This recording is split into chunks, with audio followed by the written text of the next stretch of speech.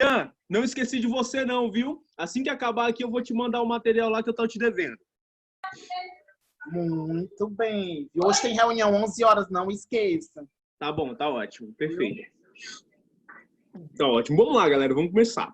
Na aula passada, a aula foi sobre bolos, né, decorados. A gente viu alguma coisa sobre bolo decorado, cobertura, recheio, massas.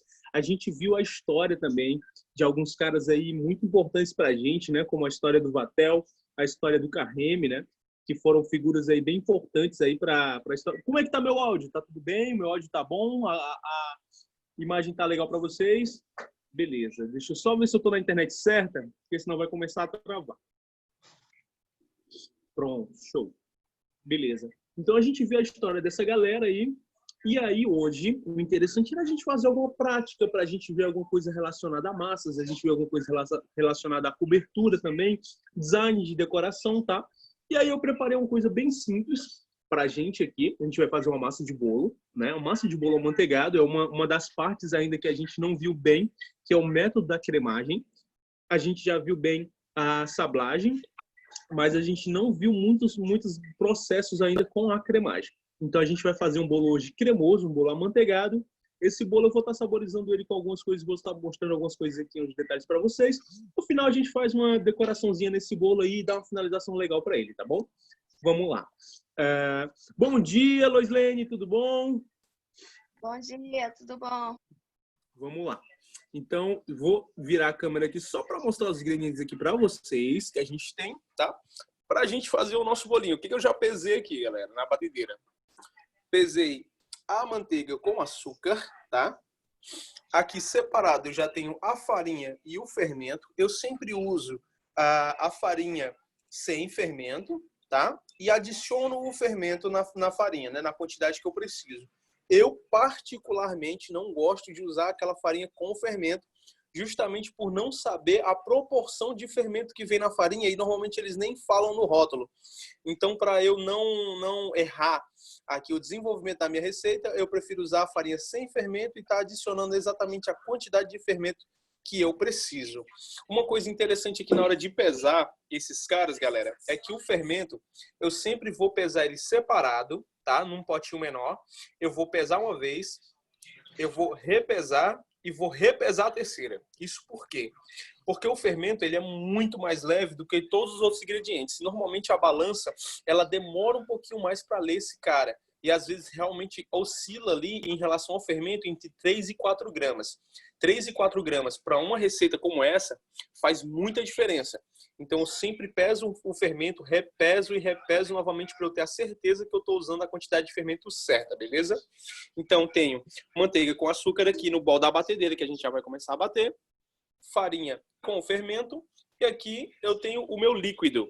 Podia ser leite, podia ser algum suco, no caso eu estou usando um suco de laranja, tá? Podia ser suco de maracujá, leite de coco, tá? Qualquer líquido dá certo aqui com essa receita que a gente vai fazer. E aqui separadinho os nossos ovos, né?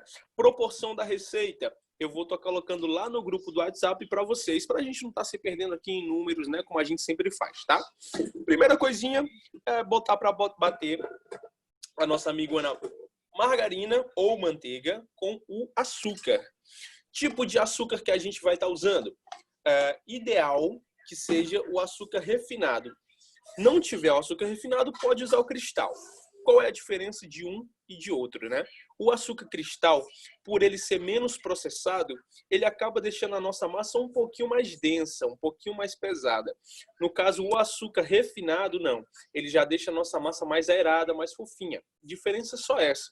Vai dar bolo do mesmo jeito, vai ficar cremoso, vai ficar bacana, só que um vai ficar um pouco mais leve do que o outro, tá? Então, o ideal, o açúcar refinado, não tenha, use o açúcar cristal. Então, vamos baixar aqui, sempre para essa receita, o globo, tá? Porque a gente quer incorporar ar nessa receita. Então, vamos lá. Vamos colocar agora o nosso amigão para bater.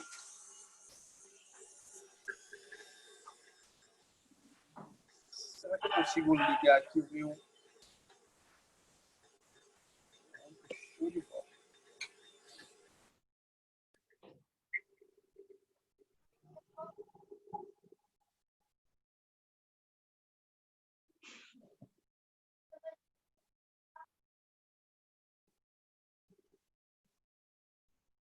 Começou ele. Cadê o som?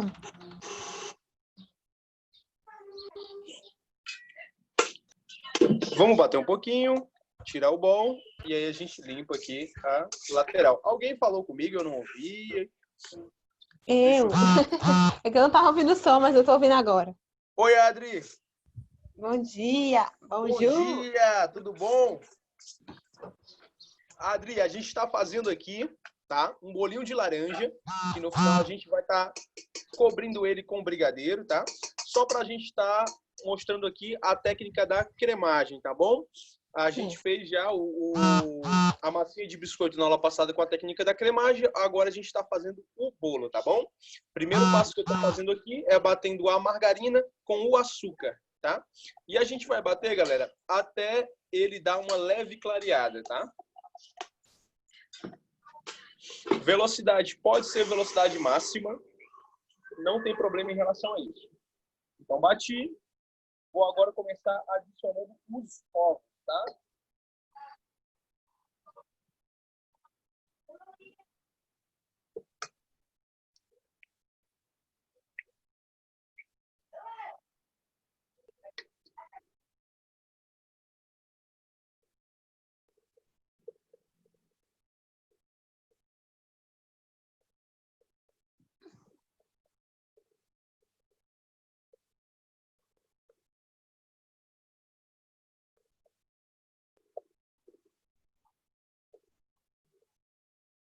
Novamente desligo.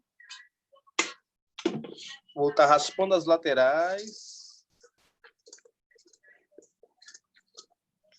Porque sempre ficam grumos de manteiga com açúcar, tá?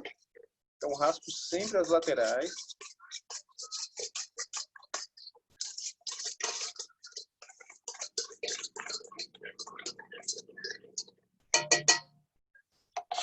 E agora eu volto a bater e aqui ele vai bater até clarear. Então coloquei a manteiga, coloquei o açúcar, os ovos e agora bater até clarear.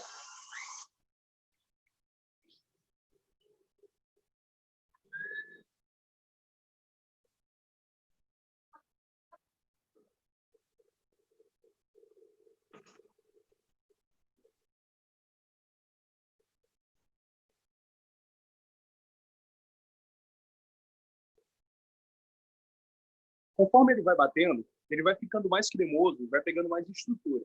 Isso é justamente porque está incorporando mais ar ali na massa, tá? E aí o que a gente vai precisar fazer?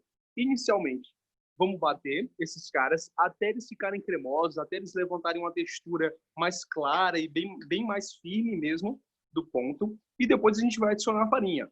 Lembra que eu tinha falado lá no começo sobre a questão do glúten, né? Quanto mais a gente bate a farinha... Professor, travou para mim. Tá travando para ti? Pronto, voltou agora. Tá normal agora? Pronto. Tá, normal. Pronto, show. Tá ótimo. Deixa eu só conferir mais uma vez a minha internet. Só um minutinho, pessoal. Só para...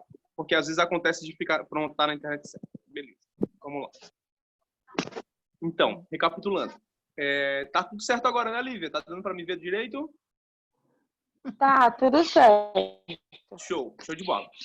Aí, então, a gente primeiro inicia batendo a manteiga com açúcar e depois a gente adiciona os ovos. E aí a gente vai bater até clarear, até ficar clarinho. Ele vai montar, de certo modo, né?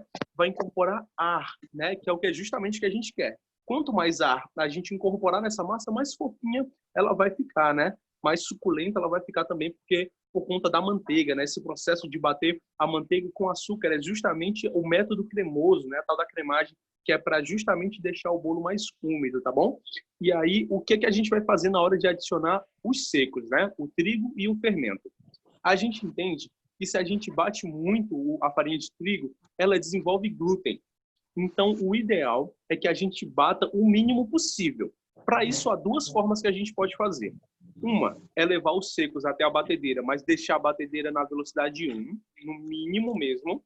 E a outra forma é a gente incorporar esses ingredientes secos utilizando a espátula. E aí eu vou estar mostrando esses processos para vocês. De qualquer uma das formas, a teoria é, na hora de adicionar os secos, evita bater ao máximo os secos, tá? Realmente só para incorporar. mas também é importante que a gente envolva, né? No caso, a gente homogeneize essa mistura para que ela fique bem misturada e não fique grumos ali de farinha, porque esses grumos não se dissolvem na hora que o bolo vai ao forno e vai ficar aquela textura meio chatinha ali na boca, tá? Então, envolve bem, evita bater muito, mas mistura bem, sim, essa massa, tá bom? No geral, em relação às massas amanteigadas, elas são as massas que mais dão estrutura para a gente e são as massas que mais versáteis, ao meu ver. Por quê? A massa amanteigada, bem balanceada, ela tem mais umidade. Então, assim, não necessariamente você vai precisar regar essa massa para montar uma torta, né? Pode fazer, pode, mas não necessariamente vai precisar fazer porque ela já é super úmida.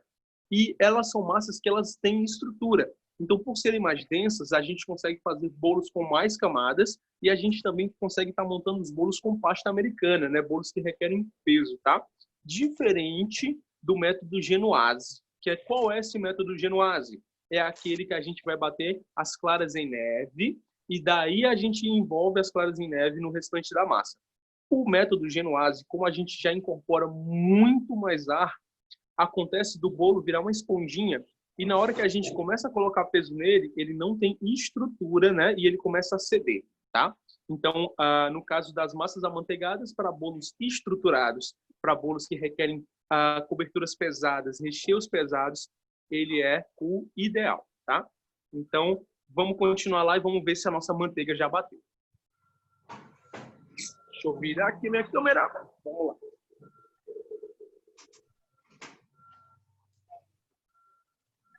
Então, vamos olhar aqui como é que tá nosso carinha. Deu uma clareada legal, tá? Tá cremoso. Tá bom? Vou botar aqui até mais de perto para vocês verem.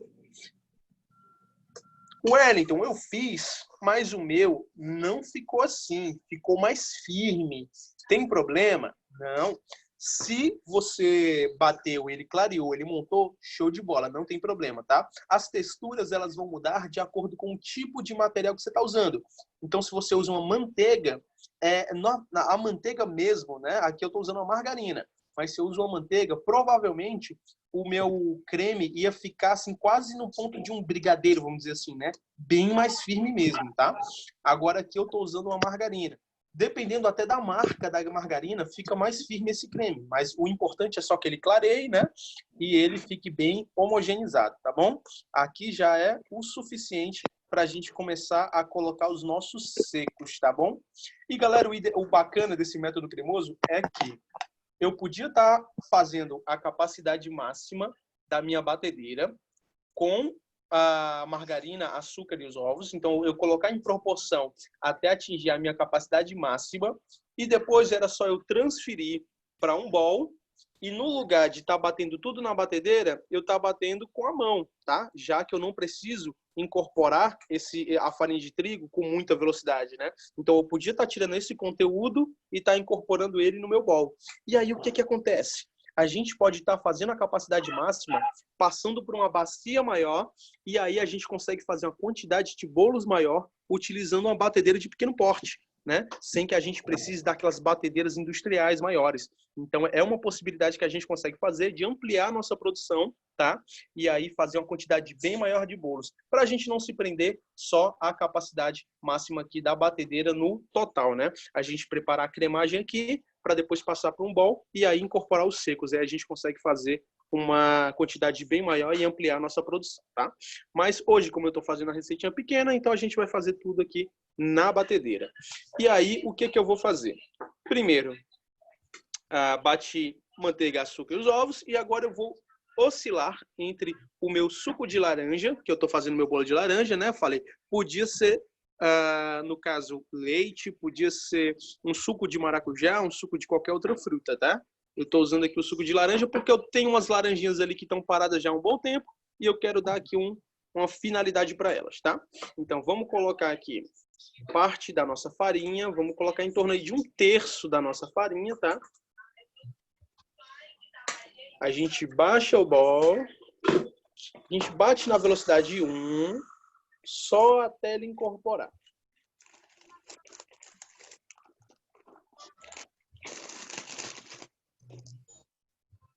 Deu uma leve incorporada. que já é completar aqui com a mão mesmo.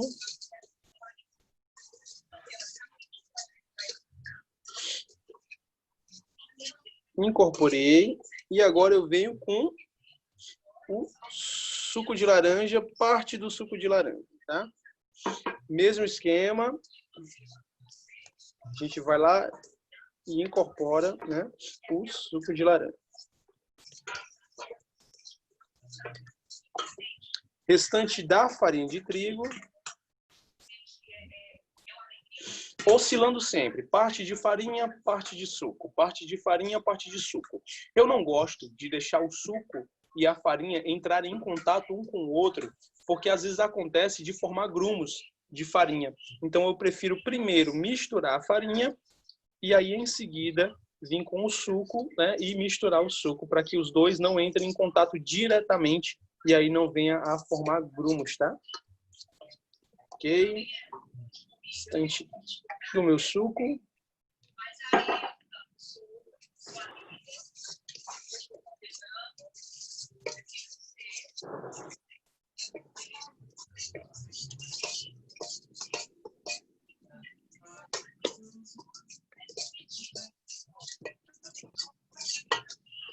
O cheiro aqui vocês não têm noção não, mas a laranja ela solta um cheiro bem bacana. Galera, em relação a usar casca, tá? Dá para usar casca também. Casca de laranja eu já aconselho, diferente da casca de limão, ao estar usando uma quantidade pequena e, se possível, sempre estar trabalhando com suco, porque a casca da laranja ela tem um potencial assim de amargor muito alto, né?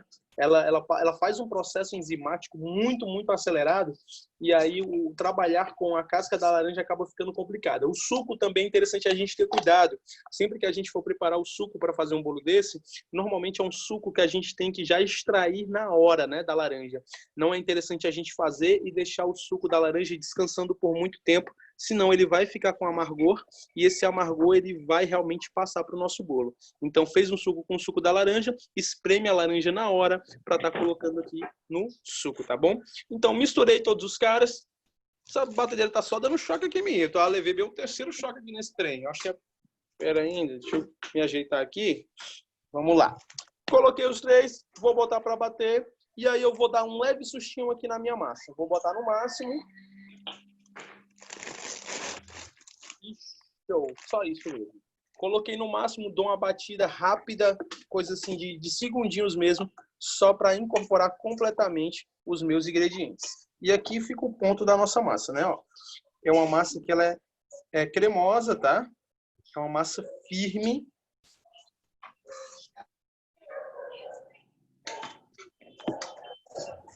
E nossa massinha de bolo pronta. Basta agora a gente levar para uma forminha e levar essa nossa massa para assar. Essa massa, galera, massa de bolo, toda a massa de bolo, né, no caso, que vai uma aeração, que vai uma fermentação, é interessante a gente finalizar a massa, imediatamente passar para a forma e já levar ao forno. Tem muita gente que faz o preparo da massa e como tem fila de espera dos bolos, né, o forno tem a capacidade máxima atingida e aí a pessoa precisa esperar aqueles bolos saírem para colocar as novas massas, os bolos saírem para colocar as novas massas. O que é que acontece? Num dia quente, esse bolo ele já vai começar a ter atividade. Por que, Wellington? Porque o fermento, né, que a gente trabalha na confeitaria, no caso de bolos, que é o fermento químico, ele é uma mistura de dois ácidos, né? O bicarbonato de sódio, né, e o ácido tártaro. Esses dois caras, ele tem uma similaridade, que é a ação por calor. Então, o fermento começa a agir sobre um processo de calor, né? E ele perde a sua eficiência por um processo mecânico. Como assim, Wellington? Quando a gente coloca esse bolo em uma temperatura muito quente, esse fermento já começa a liberar gás carbônico e o bolo já fermenta, né? E quando a gente bate ele demais, ele perde a eficiência. Então, uma das coisas também que não é ideal a gente bater demais o bolo é para o fermento não perder essa eficiência, e tanto que bolos de liquidificador a gente só adiciona o fermento depois, né? Justamente por isso, para que o fermento não perca essa eficiência, tá? Num dia muito quente, se você deixa o seu bolo também na bancada, a massa crua, ela começa a fermentar, começa a agir. E sempre que o bolo começar a agir, sempre que esse fermento começar a agir, o que é que vai acontecer? Aquela quantidade inicial que tu colocou de fermento para te dar um resultado X, ela já não vai te dar mais. Porque parte daquele gás carbônico já evaporou antes do bolo ir ao forno, tá? Então, o que eu aconselho? Sempre que vocês forem fazer bolo e queiram já deixar a massa pronta, deixa a massa pronta sem o fermento. E aí, quando você for colocar o bolo no forno, adiciona o fermento, bate ali ligeiramente e leva ao forno, que é uma possibilidade. Para também a gente não precisar sempre estar preparando as massas de imediato, tá bom? Então, faz desse jeito, que eu acho que é uma forma que a gente consegue se organizar, consegue estar deixando algumas massas já prontas na fila de assar, né? Na fila de assar, e aí a gente não perde a qualidade dos bolos, né? A eficiência ali dos nossos bolinhos, tá bom? Vamos lá agora formatar esse amigão. Tem uma forminha aqui. A capacidade dessa massa que eu fiz, ela é uma massa que ela vai dar direitinho ali numa forma de mais ou menos uns 20 centímetros de bolo de furo, tá? Bolo de furo no meio, mais ou menos 20 centímetros de forno. É essa capacidade da receita que eu vou estar passando para vocês. No meu caso, eu vou estar dividindo ela em formas diferentes, que eu vou estar usando aqui na semana. Algumas eu vou congelar, outras eu vou deixar stand-by, porque senão a galera aqui de casa não aguenta comer tanto bolo, tá? Eu vou colocar numa forminha menorzinha aqui para a gente decorar hoje. E aí, já vou mostrar para vocês. Untar a forma, galera. Há muitas formas e há muitos métodos para a gente untar uma forma. De todos, a base é uma gordura. Você precisa simplesmente de uma gordura. Qualquer gordura, Wellington, na maioria das gorduras dão certo. Óleo de vegetal dá certo. Gordura de porco, eu gosto de usar, dá certo. Agora, o que eu recomendo? A que seja mais barata para você, né? Então, assim, no caso, a margarina ou a farinha de trigo é a base, né, da confeitaria. Ela é barata, né? E é tranquila da gente fazer. Agora, se você quer mais eficiência, mais velocidade na sua produção, aí você consegue estar usando o desmoldante, que é uma possibilidade também. No caso de bolos finalizados com desmoldante, você consegue assar o bolo na mesma forma 2 vezes sem ter que estar repassando uma nova leva de desmoldante. Então, assim, no caso, se eu estivesse usando o desmoldante nessa forma, eu aplicaria o desmoldante, que é um spray que vende nas lojas de confeitaria, que ele já serve para untar. Eu aplicaria esse spray, colocaria minha massa e levaria ao forno. Quando eu tirasse do forno, bastava eu colocar outra massa e levar ao forno, que o desmoldante ia estar agindo da mesma forma, tá bom? Aqui, no caso, eu vou estar usando a margarina e a farinha de trigo tradicional, né? Simplesmente passar a margarina aqui no fundo da forma.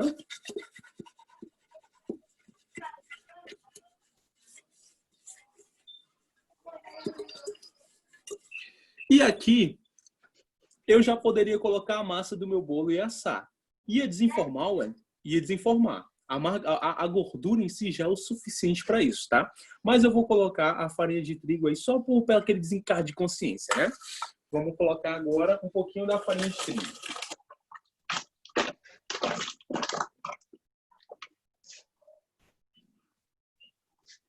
Farinha.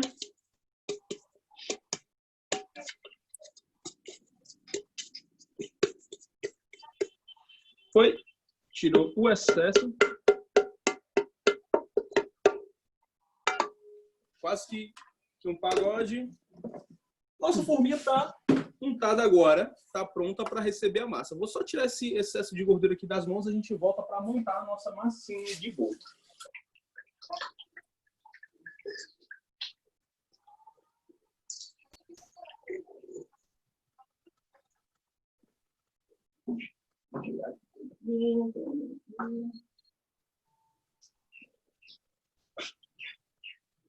É ruim essa aula, para quem não tomou café da manhã ainda, né? Ainda bem que a internet não tem cheiro ainda. Forminha aqui, deixa eu só ampliar esse trenzinho aqui, para vocês verem melhor. Botar uma bailarinazinha, fica mais tranquilo de vocês conseguirem enxergar. Pronto. A bailarinazinha aqui fica mais fácil para vocês verem. Forminha, e vou levar aqui parte da minha massa, né? Para a minha forminha.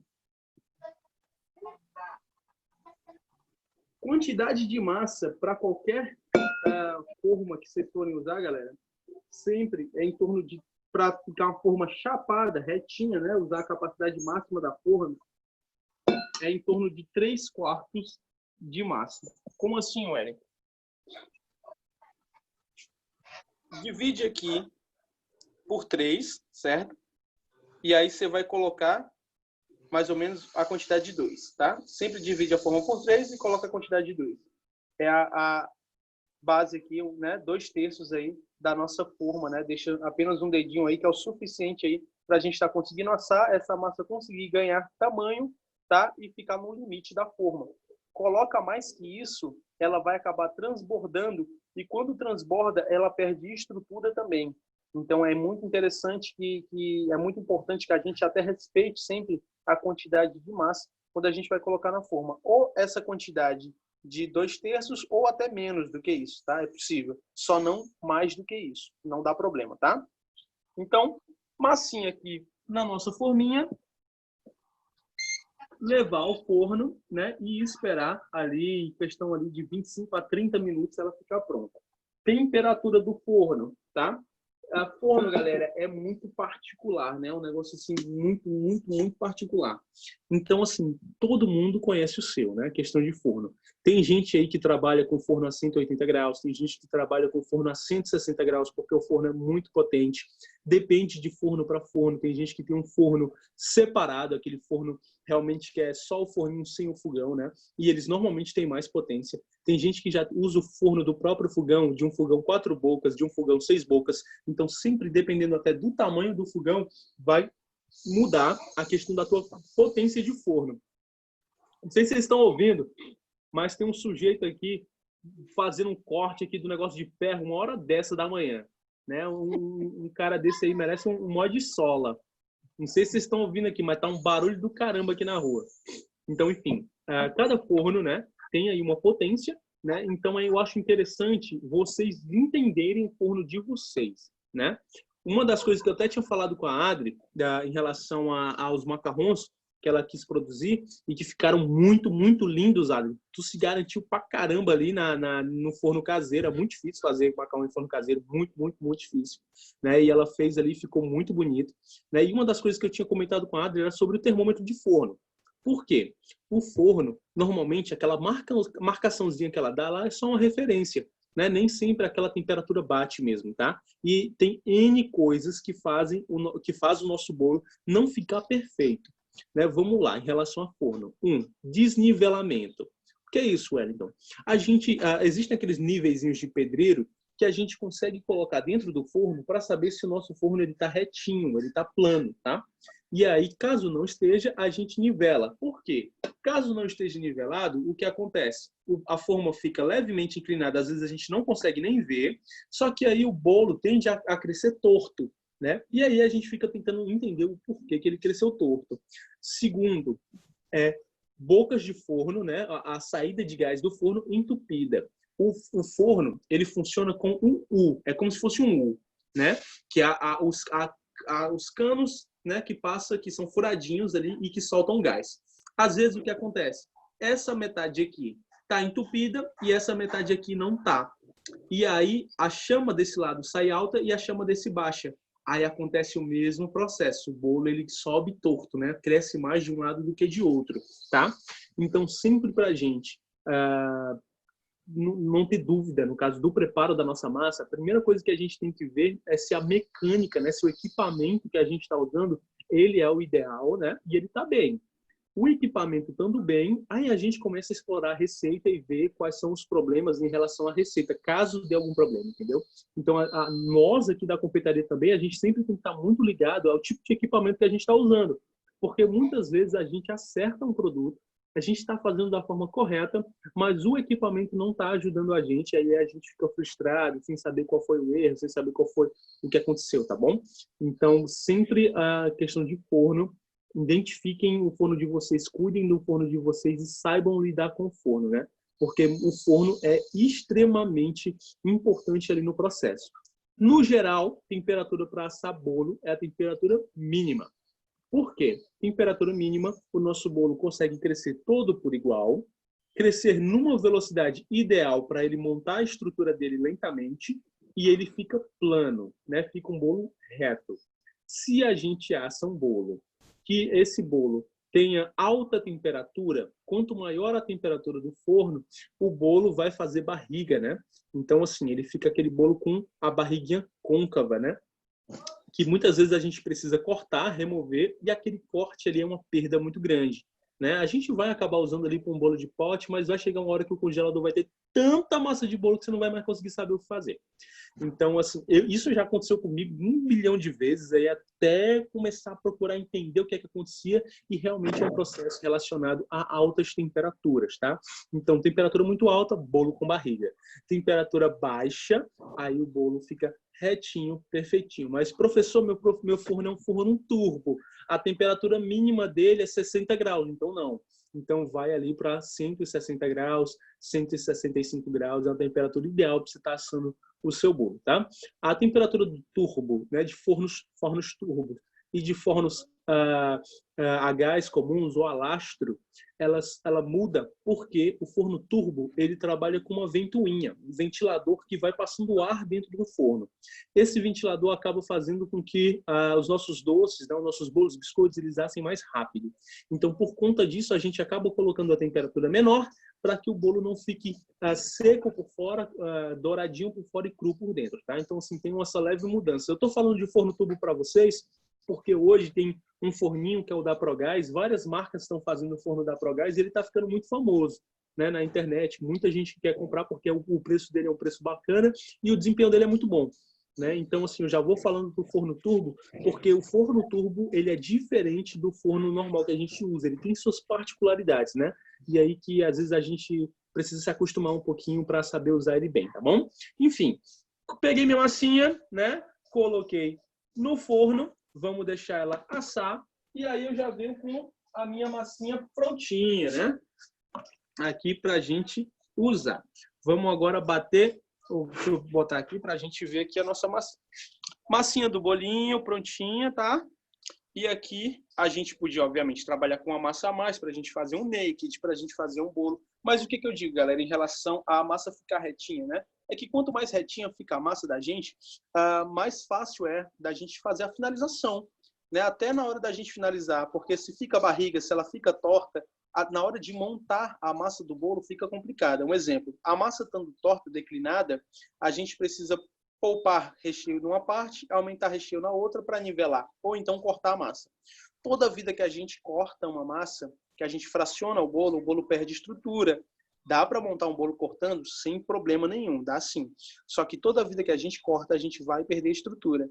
Então, eu gosto de trabalhar com bolos de camadas com formas separadas. Então, assim, se eu vou fazer um bolo que são 3 camadas de massa, eu gosto de fazer 3 forminhas de massa, né? Divido uma massa só para 3 formas, para eu não precisar cortar. Fica mais fácil na hora de montar, não faz farelo, não faz sujeira, né? E ainda assim a gente acaba tendo mais estrutura. E na hora de montar ele estando bem nivelado, eu não tenho problema de precisar colocar num lado muita massa e num lado pouca massa. Porque eu sempre, quando eu vou rechear meus bolos, eu vou me basear o recheio pelo bico de confeitar. Então, assim, eu tenho um bico perlé e aí eu uso um bico de uma numeração específica, que eu sempre uso para finalizar os meus bolos. Ele é um bico que ele tem uma espessura ok.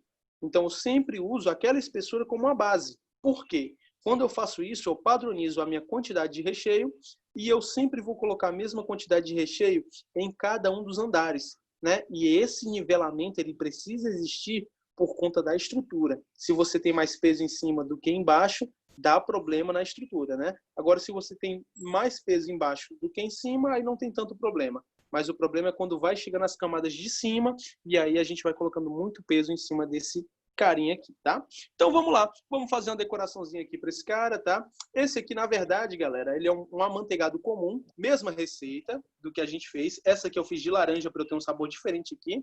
Essa aqui eu já fiz com leite, né? E aí eu já tenho um bolo amanteigado comum, né, com sabor neutro. Porque esse aqui eu vou estar dando uma cobertura para ele de chocolate e vou estar decorando aqui com umas pastilhinhas de chocolate, tá bom?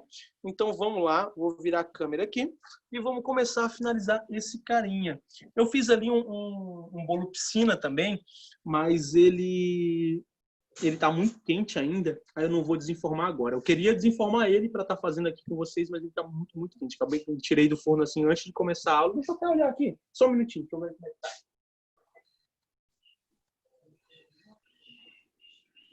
Eu acho que ele tá ok. Aqui, já eu desenformo ele aqui para a gente ver como é que ele tá? Mas eu acho que ele tá ok ali, já dá para a gente desenformar. Tenho aqui meu saco de confeitar e tenho aqui meu brigadeiro. Estou usando o brigadeiro preto, porque era um brigadeiro que eu tinha aqui na geladeira, tá? E aí, a base do brigadeiro preto comum, leite condensado, creme de leite e cacau em pó. Eu gosto de usar cacau em pó quando eu faço brigadeiro preto, por quê? O que acontece uma coisa em relação aos recheios, que é, no caso, o brigadeiro em si, que é a cristalização. Isso é normal, né? A gente deixa o brigadeiro, conforme ele vai pegando tempo de geladeira, ele começa a formar um açúcarzinho, né? A gente prova o brigadeiro e sente um cristalizado.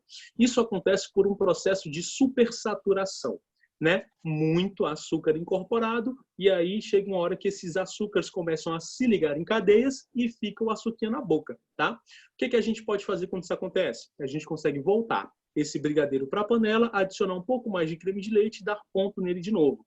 E aí a gente recupera esse brigadeiro, não tem problema, tá? Mas aí, para evitar o processo de cristalização, eu utilizo o quê? Cacau em pó. Quando eu vou fazer um brigadeiro de chocolate, porque o cacau em pó não tem açúcar, então aí eu não coloquei mais açúcar. Se eu tivesse usado o Nescau, Nescau é 70% de açúcar e ali em torno ali de 20% às vezes leite, outros componentes e um pouquinho ali do cacau, né? O cacau 50%, o chocolate 50%, ele é 50% cacau, 50% açúcar. Então, eu sempre uso cacau, porque o cacau eu acabo utilizando numa quantidade menor, tá? E também vou conseguir ali mais durabilidade, porque o açúcar não vai estar tão concentrado. Outra coisa que eu utilizo no meu brigadeiro é a glucose, porque a glucose ela é um produto que ela tem um alto potencial de anticristalização. Então, eu consigo manter o meu brigadeiro por mais tempo também sem cristalizar, tá bom? Vamos lá começar a decorar esse cara aqui. Vocês estão conseguindo me ver direitinho? Tá tudo certo aqui minha imagem? Pronto, vamos lá. Então, tem o meu saco de confeitar. Não estou usando bico nenhum no saco, tá? Ele está simplesmente cortadinho. E eu vou fazer aqui alguns perlezinhos aqui da lateral para o centro, aqui para a gente estar finalizando esse bolinho, tá? Então, vou apoiar e vou cortar. Vou apoiar e vou cortar. E espero que essa quantidade de brigadeiro dê aqui para a minha decoração. Vou aqui... Deixa eu botar aqui para cima, galera. Vamos fazer com a mãozinha só, mas fica melhor aqui pra gente. Melhor. Pronto. Apoio, venho pro centro e corto, né? E aí eu vou repetindo esse processo aqui até a gente cobrir toda essa camadinha, né? Aqui no caso já seria uma camadinha para um bolo naked, tá? E aí a gente já poderia vir com uma camada por cima depois de preencher o centro. Mas aqui eu vou fazer uma camadinha só, porque as outras massas eu vou guardar. Senão é muito doce aqui em casa e estraga, que eu já encomendei um pudinzão hoje. Uhum. Você vê que o confeiteiro ele tá ocupado quando ele começa a encomendar doce, viu, galera? Eu não tô tendo tempo para fazer nada e eu tava com muita vontade de comer o pudim. Um amigo meu postou a foto de um pudim, a cor mais linda do mundo. Eu doido para comer o pudim, não sei que horas eu vou conseguir fazer um pudim. E aí eu encomendei o pudim. Então, ó, fiz a primeira camada, tá? Agora vamos para uma segunda camada. Eu já vim aqui mais para o centro, tá? Vou apoiar, vou vir um pouquinho mais para o centro, tá? E vou continuar o mesmo processo.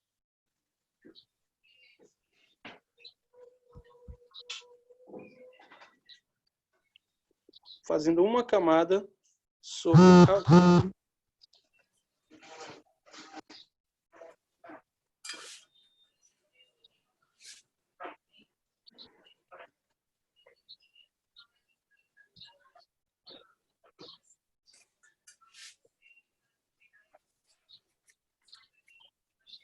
Tentar fechar aqui agora, a última camadinha.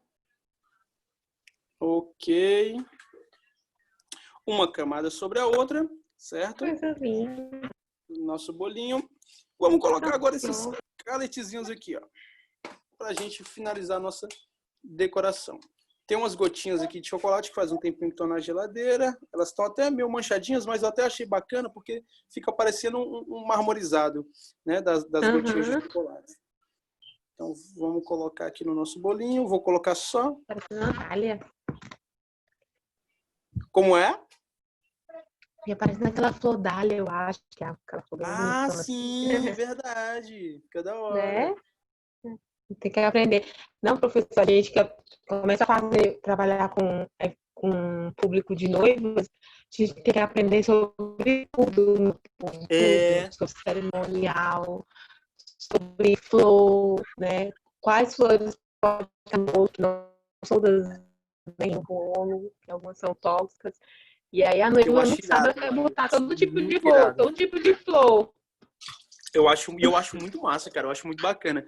Eu tatuei no braço, né, duas rosas, né, peônias no braço, justamente por conta das flores, quando eu comecei a fazer flor de açúcar, né, e eu pretendo até terminar esse braço aqui em outras flores, né, botar umas orquídeas, eu quero finalizar quase todo ele só com flores aqui, que eu acho muito massa. E tipo assim, a galera do cerimonial, você tá vendo isso aí, né, a questão do protocolo, né, é um negócio assim que é muito complicado, assim, eu acho muito complicado, muito técnico, né. Assim, a questão do protocolo, o início da abertura de cerimônia, a forma que a pessoa fala, que se comporta, a questão do ornamento do espaço, a preparo do espaço todo ali para receber, eu acho muito irado, né? Tá aqui o nosso bolinho, uma camadinha só, tá? E aí nossa decoraçãozinha em brigadeiro. Essa mesma decoraçãozinha, esse estilo de decoração, a gente podia estar fazendo em cima do nosso bolinho piscina também, tá? A gente podia estar fazendo com mais uma camadinha de bolo. Mas aí, galera, eu queria chamar a atenção de vocês também para uma coisinha fazendo isso. Que é não sei se vocês estão percebendo isso, mas os bolos, eles estão perdendo o tamanho conforme está passando o tempo, né? Os bolos estão perdendo tamanho. Antigamente a gente comprava um bolo, a gente sempre queria um bolo ali de 50 pessoas, que era um bolo quadrado, né, enorme, e que aí a gente conseguia, além de dar para os convidados, guardar na geladeira para os próximos 3, 4 dias para a gente comer em casa.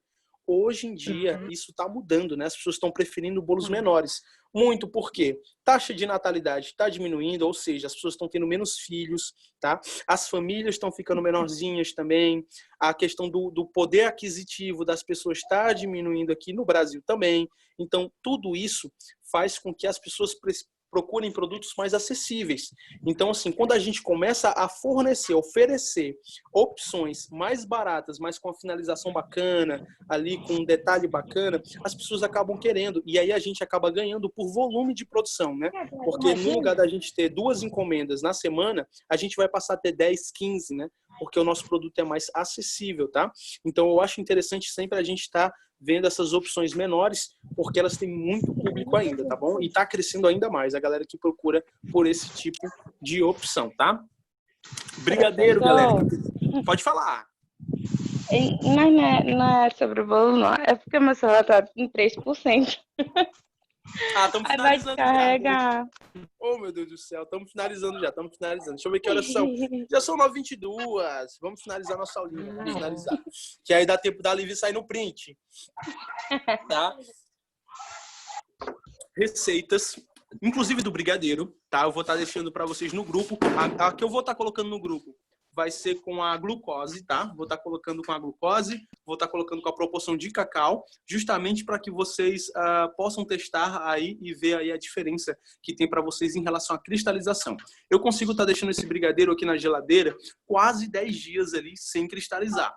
Então, assim, para mim acaba ficando bacana, porque eu consigo casar aí 2 finais de semana com o mesmo brigadeiro sem que ele cristalize, né? E aí eu não preciso estar fazendo brigadeiro o tempo todo, ainda mais porque eu não tenho uma panela mexedora de brigadeiro. Então, haja braço.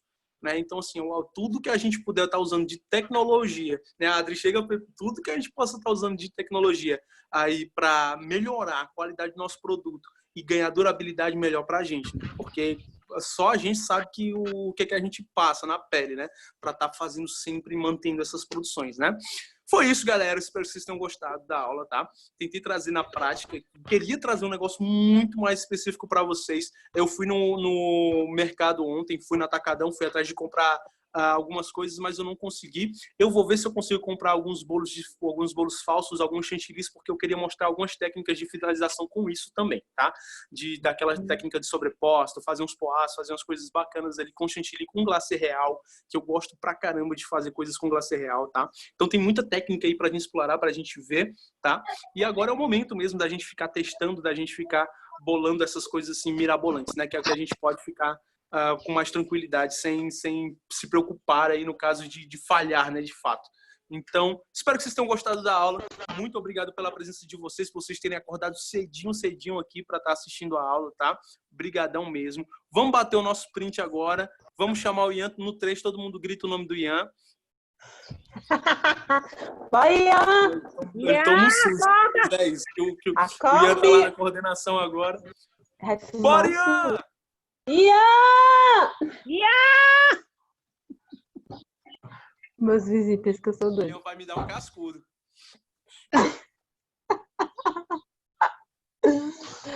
Gente, eu quero... Algum de vocês está com computador aí? Todo mundo tá com celular? Eu tô no celular. Todo mundo tá com celular, né? Eu também tô com celular. Eu vou pro celular. Só tem um celular e ainda agradeço a Deus. Glória Agradeço a a Deus. Deus demais. Glória a Deus. Gente, deixa eu fazer. Na aula de salgados eu não participei, né? Não tive condições de assistir. Uhum.